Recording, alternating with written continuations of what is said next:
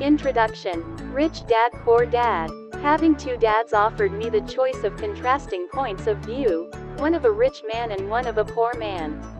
I had two fathers, a rich one and a poor one. One was highly educated and intelligent. He had a PhD and completed 4 years of undergraduate work in less than 2 years. He then went on to Stanford University, the University of Chicago, and Northwestern University to do his advanced studies, all on full financial scholarships. The other father never finished the 8th grade. Both men were successful in their careers, working hard all their lives. Both earned substantial incomes, yet one always struggled financially.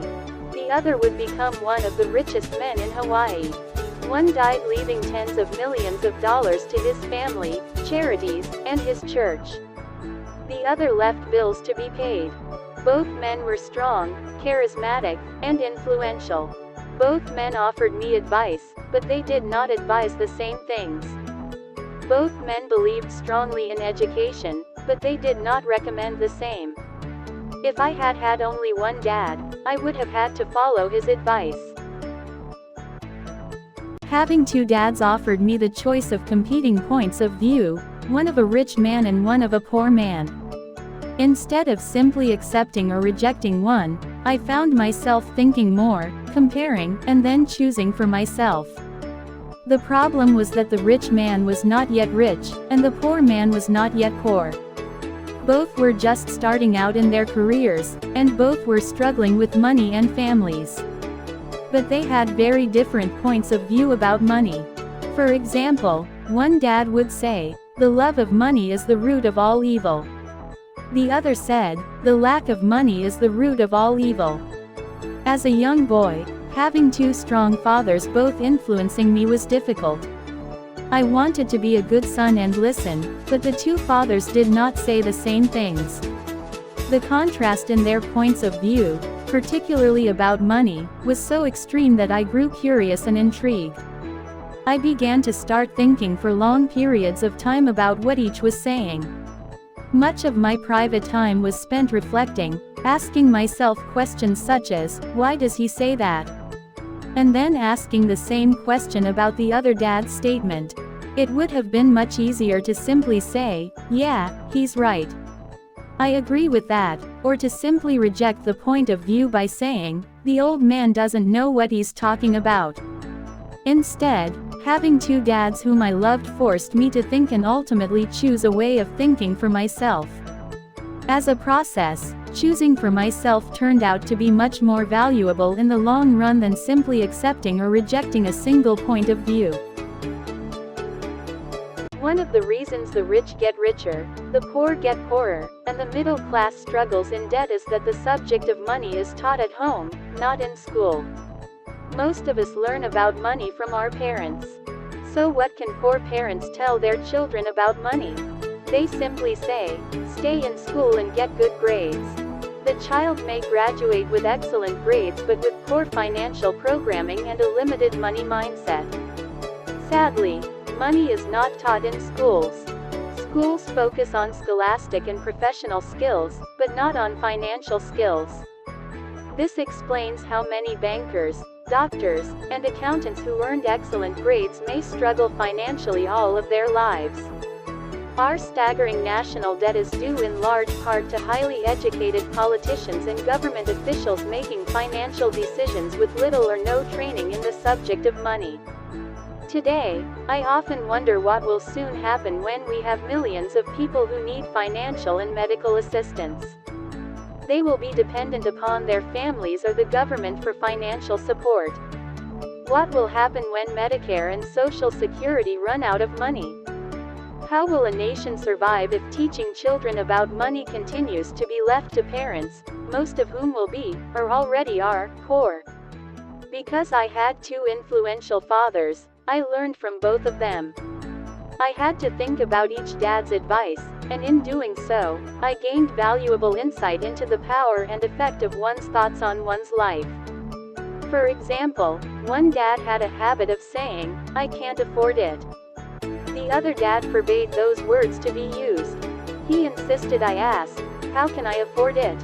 One is a statement, and the other is a question. The statement lets you off the hook. The question forces you to think. My rich dad would explain that by automatically trying to find ways to afford something, your brain starts working. He did not mean that you should buy everything you want. He was fanatical about exercising your mind, the most powerful computer in the world. He'd say, my brain gets stronger every day because I exercise it. The stronger it gets, the more money I can make. He believed that automatically saying, I can't afford it, was a sign of mental laziness. Although both dads worked hard, I noticed that one dad had a habit of putting his brain to sleep when it came to finances, and the other had a habit of exercising his brain. The long-term result was that one dad grew stronger financially, and the other grew weaker. It is not much different from a person who goes to the gym to exercise regularly versus someone who sits on the couch watching television.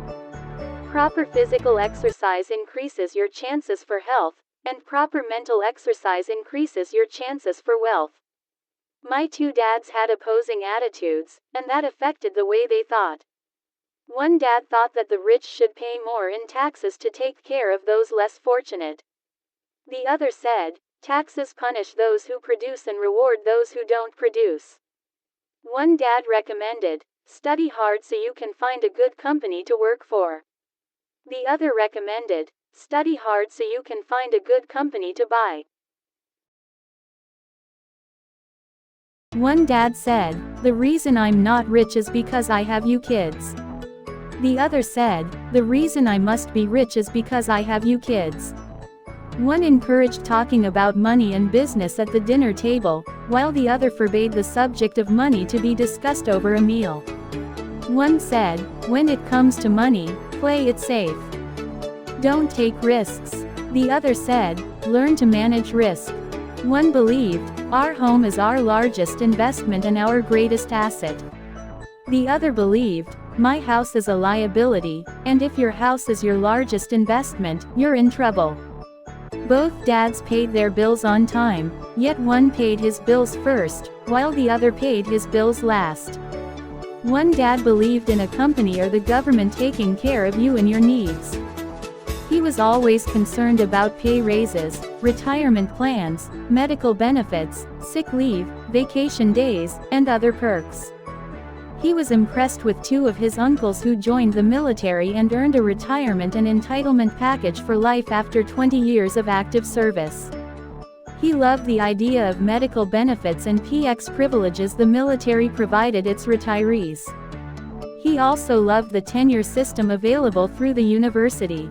The idea of job protection for life and job benefits seemed more important, at times, than the job itself.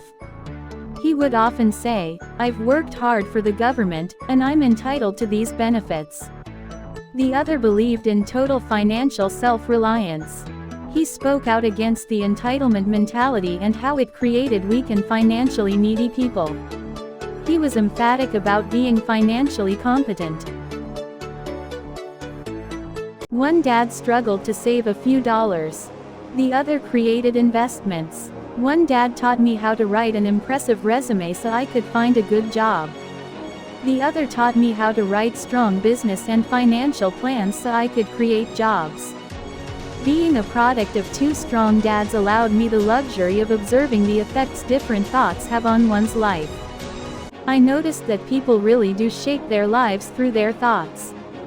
For example, my poor dad always said, I'll never be rich. And that prophecy became reality.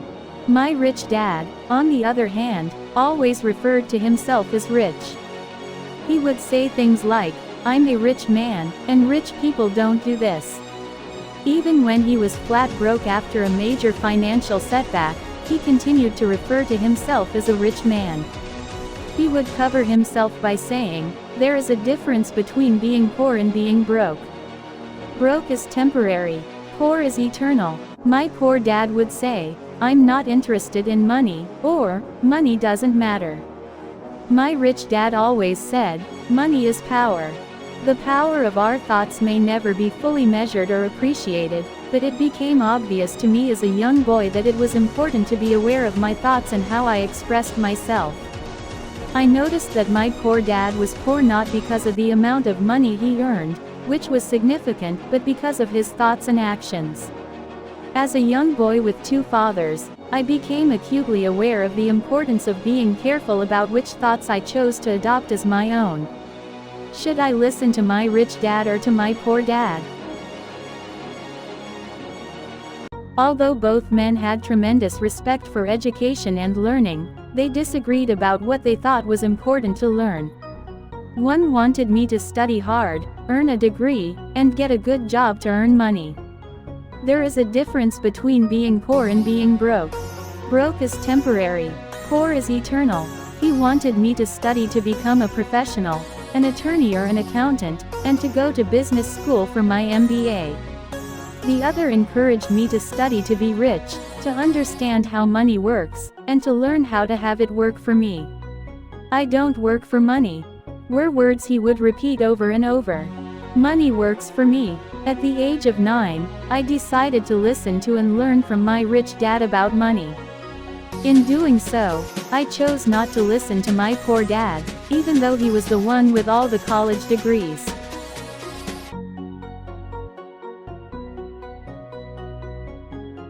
A lesson from Robert Frost.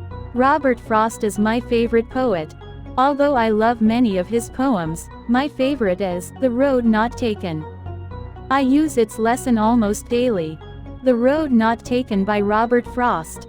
Two roads diverged in a yellow wood, and sorry I could not travel both and be one traveler. Long I stood and looked down one as far as I could to where it bent in the undergrowth.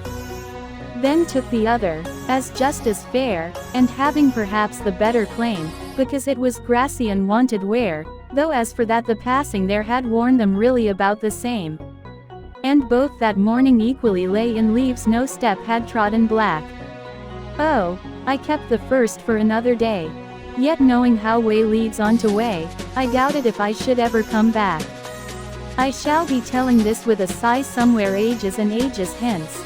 Two roads diverged in a wood, and I took the one less traveled by, and that has made all the difference.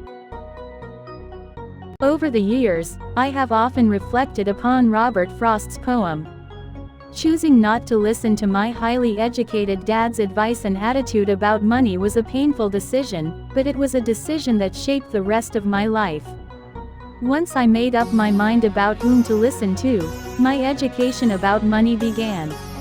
My rich dad taught me over a period of 30 years, until I was 39 years old.